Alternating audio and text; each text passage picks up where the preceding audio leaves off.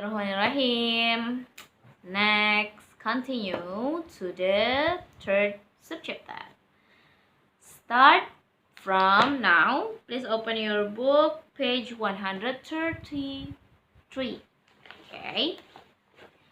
And third subchapter, there is a question. The highlight of this subchapter is what makes up the solar system. Di halaman 133 bagian C ada pertanyaan terdiri dari apa saja ya? Solar system atau tata surya itu. Nah, terdiri dari apa saja? Siapa yang tahu? Banyak Miss, ada matahari, ada planet-planet, ada meteor. Nah, good. Kamu sudah sering lihat ya tentang tata surya kita, dan itu bukan suatu hal yang tabu lagi. Oke, sebelum kita menjelaskan banyak hal, kita belajar banyak hal tentang apa sih, terdiri dari apa sih tata surya itu, ada apa saja. Nah, pusat dari tata surya itu adalah matahari. Apakah kamu tahu? The sun is kind of star. Matahari adalah jenis dari bintang. Nah, a sun is a star, ya. Matahari adalah sebuah bintang yang besar, a huge ball, bola yang besar yang memancarkan cahaya, lot of light and heat. Jadi dia tuh memancarkan cahaya dan panas yang banyak, yang besar. Makanya kenapa matahari itu disebut sebagai pusat dari tata surya, karena dia memiliki gaya tarik yang besar.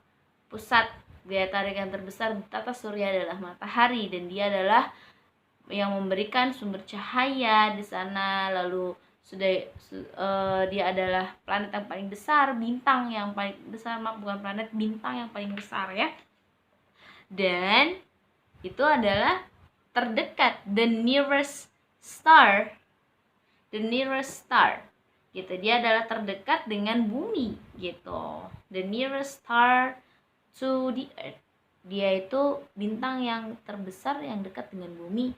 Artinya bumi itu ada kehidupan, dan kita memanfaatkan hangatnya matahari, cahayanya matahari untuk kehidupan kita sehari-hari. Oke. Sekarang kamu bisa lihat di halaman 133 tuh. Kalimat pertama, the first sentence. In page 133, the solar system refers to the sun and the object in space that move around the sun. Jadi tata surya itu terdiri dari matahari dan objek-objek lainnya yang ada di galaksi, yang ada di tata surya kita, yang mengelilingi matahari, yang mengelilingi matahari, around the sun. Nah, terus kalimat tepat di bawah matahari, di situ ada kalimat yang pertama, a star is a huge ball of hot gases that gives off a lot of heat and light. Nah, a huge ball yang tadi Miss Rati bilang, itu adalah bola besar, bentuknya bulat besar, yang sumber dari panas dan cahaya, gas panas juga ada di situ ya. Lalu next, selain the sun, ada anggota apa lagi di dalam tata surya kita? The moon, Miss. Oke, moon itu adalah batu ya. The moon is a rocky ball. Next page, halaman 134. Nah, di situ ada the moon. Kalimat di bawah ada kalimat yang pertama adalah the moon is a rocky ball about 1/4 the size of the earth. Nah, bulan adalah bulatan batu, ya kan? Bulatan batu yang ukurannya hanya 1/4 dari bumi. Nah, itu adalah ukuran bulan. It is a natural satellite of the earth and takes 1 month to orbit the earth once. Nah, Bumi itu punya satelit, tapi satelitnya alami. Ya, bukan satelit yang harus dikirim dengan menggunakan roket. Tidak, tapi bumi punya satelit alami yang Allah ciptakan, yaitu bulan. Dan bulan itu memiliki waktu kurang lebih 1 bulan untuk mengelilingi bumi, karena dia satelit ya, jadi tidak bisa jauh dari bumi karena dia adalah satelit bumi yang alami. Nah, satelit itu apa, Miss? A satellite is an object that orbits another bigger object in space. Jadi dia adalah suatu benda, objek yang mengelilingi benda yang lebih besar di dekatnya. Dan bulan ini ada di dekat bumi. Lalu ada apa lagi? Wow, in page 136 kamu bisa lihat ada 2 halaman di situ, 136 and 137. Di situ ada gambaran secara luas mengenai tata surya kita. Nah, mengenai tata surya kita. Oke. There are a lot of planets, ya. Ada banyak planet di dalam tata surya kita. Coba kita hitung sama-sama. How many planets are there? 8. Yes, good. Please mention one by one. Start from the nearest, from the start to the start. Okay. The first planet is Mercury, Venus, Earth, Mars, Jupiter, Saturn, Uranus, Neptunus. 8 planets. Okay. Nah, you can see between Mars and Jupiter there is asteroid belt. Ada sabuk asteroid di situ di antara Mars dan Jupiter, ya. Asteroid itu apa, Miss?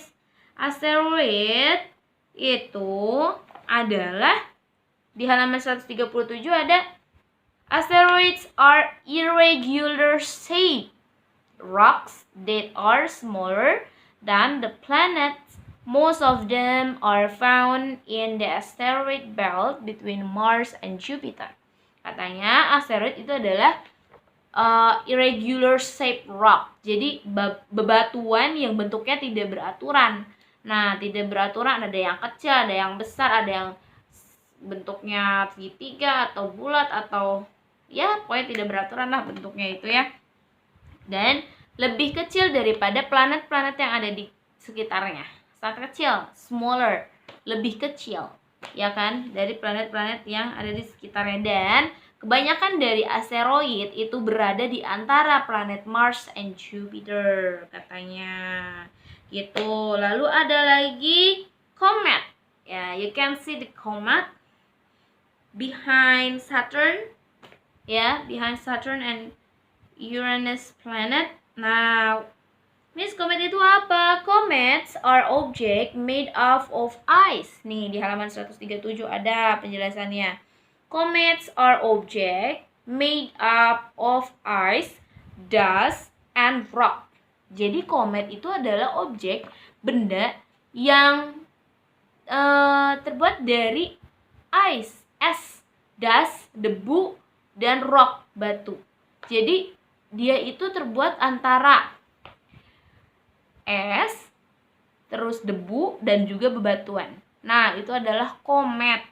Katanya, they form dust tails as they heat up when nearing the sun. Dia itu membentuk dust tails. Jadi, kamu melihatnya seperti ada buntutnya, ada ekornya, tapi itu adalah, sesungguhnya itu adalah debu. Debu yang debu, yaitu karena komet itu terdiri dari es, batuan, dan debu. Jadi dia membentuk ekor si debunya itu dan ketika mendekat ke matahari. Nah, kenapa Miss mendekat ke matahari? Balik lagi tadi seperti yang saya bilang bahwa matahari memiliki gaya tarik yang terbesar. Makanya kenapa dia dinamakan pusat dari tata surya. Oke. Selanjutnya meteors. Nah, meteors are small object di halaman 138.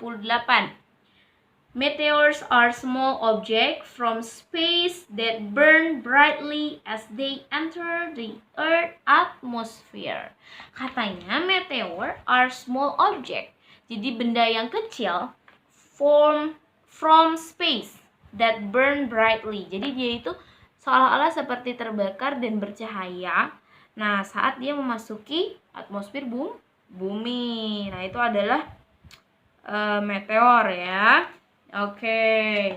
Dan di situ kita sudah tahu apa saja anggota dari tata surya. Yang pertama, the sun. The second is asteroid. The third is comet. And then the fourth, the planet. Can you mention one by one? How many planets are there? 8. The first is Mercury. And then what else? Apa lagi?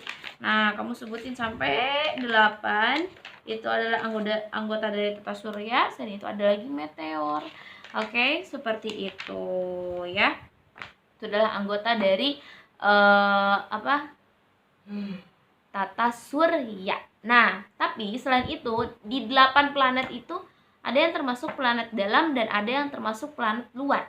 Planet dalam itu yang dekat dengan matahari, yaitu Mercury, Venus, Earth, and Mars. Nah, planet luar yang setelah asteroid belt ya, setelah sabuk asteroid, berarti ada Jupiter, Saturn, Uranus, Neptune. Oke. Nah, di situ. Sekarang yang terakhir, the last subchapter halaman 140. Nah, di situ there is the question, where is beyond the solar system? Apalagi ya yang ada di tata surya kita selain yang tadi? Nah, apalagi nih? Nah, karena there are billion stars. Okay? There are billion stars of solar system. Jadi banyak jenis-jenis bintang yang lain, bahkan para peneliti tata surya pun masih terus meneliti berbagai macam bintang yang ada di tata surya gitu. Nah, kita baca paragraf ketiga di halaman 140. A galaxy is a collection of star system. Galaksi itu adalah kumpulan dari bintang ya. Nah, sistem bintang such as the solar system. Nah, seperti tata surya, gas and dust. Gas dan debu. The solar system belongs to a galaxy called the Milky Way. Nah, galaksi kita, bumi kita ini, ya, pokoknya galaksi kita nih, yang planet ini, itu disebut dengan galaksi Bima Sakti. Nah, bahasa Inggrisnya adalah Milky Way. Itu galaksi Bima Sakti, atau bahasa Inggrisnya adalah Milky Way. Miss, kalau galaksinya orang Amerika apa? Sama. Karena kan masih sama di satu bumi. Masih kita masih tinggal sama di satu bumi. Jadi mau bagian dunia manapun, galaksinya tetap sama. Galaksi Bima Sakti atau Milky Way. Oke. Selanjutnya, beyond the Milky Way, there are many more galaxies and stars. Nah, selain galaksi Bima Sakti, ini masih banyak jenis-jenis galaksi yang lain gitu. Nah, selanjutnya, oke, 141, halaman 141. Seperti yang kita tahu bahwa bukan hanya para ilmuwan sejak tahun 1100 sekian, itu para ilmuwan muslim itu sudah berjaya ya di masanya. Bahkan seperti yang kita tahu bahwa Al-Quran itu sebagai sumber dari segala ilmu pengetahuan. Nah, jadi tidak kalah pamor dengan para peneliti atau para ilmuwan yang beragama Kristiani. Jadi hanya saja kurang diekspos, ya kan? Kalau yang muslim itu kurang diekspos, kurang di show up. Nah, tapi kalau misalnya kita mau mendalami, sebetulnya banyak banget ilmuwan muslim, para penemu muslim dunia yang sudah berjasa dalam ilmu pengetahuan. Ya, contohnya seperti apa? Contohnya di halaman 141 itu ada Umar Khayyam. Umar Khayyam ini adalah penemu jumlah akuratnya revolusi bumi. Jadi dia menghitung dengan akurat jumlah dari berapa waktu, berapa hari bumi bisa mengelilingi matahari. Nah, zaman dulu waktu tahun 1048 sampai 1131. Nah, dia meneliti tuh berapa dengan akurat berapa waktu yang dibutuhkan bumi untuk mengelilingi matahari. Nah, seperti itu. Siapa lagi yang mau jadi penemu muslim selanjutnya? Nah, boleh nih yang seneng sama penemuan-penemuan, peneliti atau kamu menciptakan suatu benda. Nah, kita tidak tahu ya nanti di abad yang keberapa mungkin benda itu bisa sangat berfungsi. Tidak ada salahnya terus mencoba. Jangan kalian berpikir para penemu ilmuwan ini langsung berhasil. Tidak, mereka melewati berbagai macam kegagalan. Nah, untuk menemukan satu pencetus yang sangat bermanfaat, itu mereka melalui berbagai kegagalan. Makanya kalau kalian gagal, itu jangan langsung sedih, harus terus berusaha. Oke. Selanjutnya di halaman yang selanjutnya 142, 142. Nah, di situ ada what do we use and do to explore space? Apa sih yang bisa kita gunakan dan apa yang bisa kita lakukan, manfaatkan untuk meneliti, untuk mengetahui tata surya. Nah, di situ ada binoculars. Ya, ada binoculars, ada teleskop, ya kan? Lalu ada space rays, ada space probe. Nah, kamu nanya, gimana sih Miss bisa ngirim satelit yang segini-gini gedenya kayak space rays di halaman 144, terus space probes yang di halaman 145. Nah, itu cara mengirimnya itu dengan menggunakan roket. Dan yang pergi ke sana itu juga manusia para astronot yang punya ilmu luar biasa pinternya ya. Astronot itu sangat amat pinter. Jadi tidak ada batasnya. Tata surya itu luas sekali dan dia terus menggali-gali ilmu tentang tata surya kita. Dan belum cukup untuk meneliti semua jenis galaksi di dalam tata surya kita. Itu tetap terus adanya pembaruan satelit dari tahun ke tahun yang lebih canggih, lebih modern lagi, terus gitu. Makanya kenapa bisa kita tahu foto bumi dari luar angkasa, fotonya bulan, fotonya matahari, karena memang para astronot itu meneliti langsung terjun ke lapangan, langsung datang, langsung mendarat di bulan, dan dia meneliti bagaimana kehidupan di sana. Walaupun tidak ada kehidupan, tapi mereka meneliti bagaimana tekstur tanahnya, mengandung zat apa saja, seperti itu. Jadi tidak terbatas ilmu tentang tata surya itu sangat amat luas ya. Jadi kalau kalian mau jadi astronot, wah masih banyak banget kesempatan. Jarang yang jadi astronot karena apa? Karena susah. Karena bukan susah ininya, tapi lebih sulit dan menantang materinya itu. Jadi harus benar-benar orang yang dengan tekad yang kuat dan mau terus belajar untuk terus mau mendalami ilmu tentang tata surya, karena tidak terbatas. Ilmu apapun tidak terbatas. Hanya tata surya kita itu kan sangat luas sekali. Bahkan kita kalau ngelihat bintang dan bulan di malam hari atau melihat awan di siang hari, pagi hari, itu kan seolah-olah kita kayak kecil banget ya dibanding sama langit-langit yang ada di atas awan. Begitu luas banget gitu kan, maha besar Allah dengan segala ciptaannya. Itu kita selalu kecil sekali. Makanya kenapa para astronot itu dia harus benar-benar rasa ingin tahunya tinggi dan terus mau menggali ilmunya gitu. Oke, sekian penjelasan dari Miss Rati tentang The Earth and Beyond di chapter 6 ya. Cukup sekian penjelasannya. Next Miss Rati akan kasih game via quizzes dan kalian harus mengerjakannya. Tapi sebelumnya kalian harus mempelajari lewat flashcard dulu. Setelah itu kamu harus mencoba gamenya maksimal 3 kali dan Miss Rati akan pilih nilai yang terbaik ya. Jadi kalau misalnya 3 kali ya sekali kalian dapat 70, kedua kalian dapat 90, 3 kalian dapat 100. Miss Rati ambil yang 100. Jadi jangan langsung pesimis, udah aku mah yang 70 aja, nggak boleh.